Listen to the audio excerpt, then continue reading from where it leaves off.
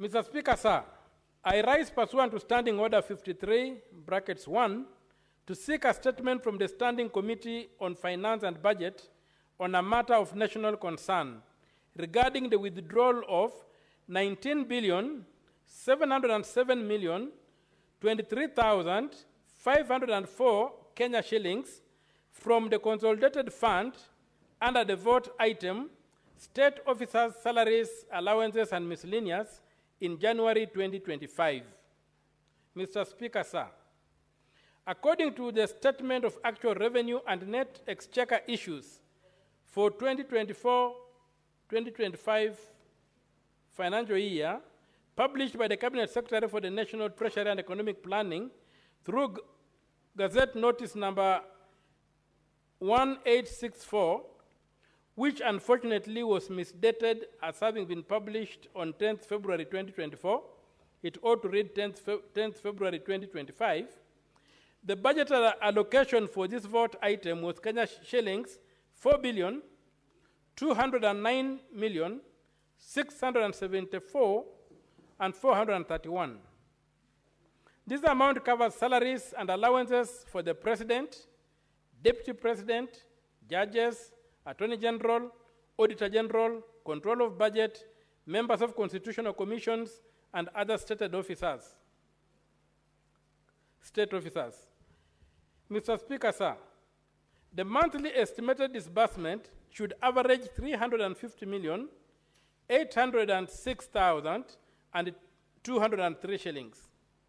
However, by 31st December 2024, the cumulative disbursement stood at 1,723,787,530 shillings, implying an average of Kenya shillings 287,297,922 per month.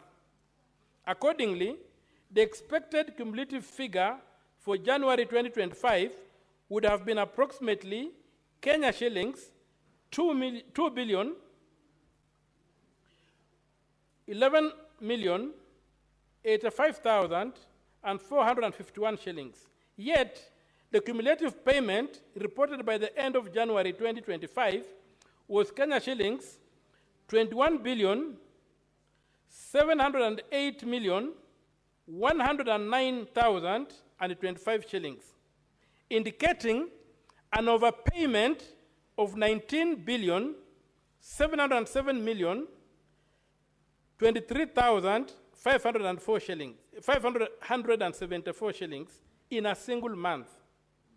Notably, in February 2025, the reported monthly disbursement dropped back to Kenya shillings 301,385,053 Kenya shillings, bringing the cumulative amount to Kenya shillings 22,091,494,078 shillings, as per Gazette Notice number 3354, which unfortunately is also misdated as having been produced on 10th February 2024 instead of 10th February 2025.